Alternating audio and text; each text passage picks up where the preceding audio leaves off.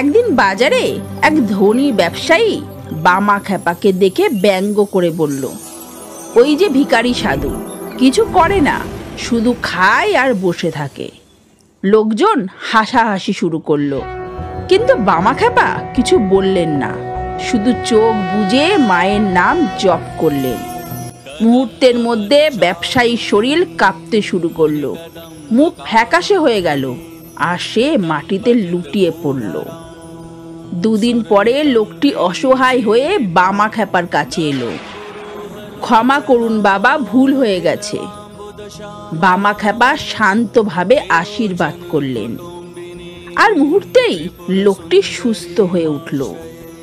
বামা খেপা বললেন, মা শিখিয়েছেন, রাগ নয়, ক্ষমাই আসল শক্তি। জয় মা, জয় মা তারা, জয় গুরু বামদেব।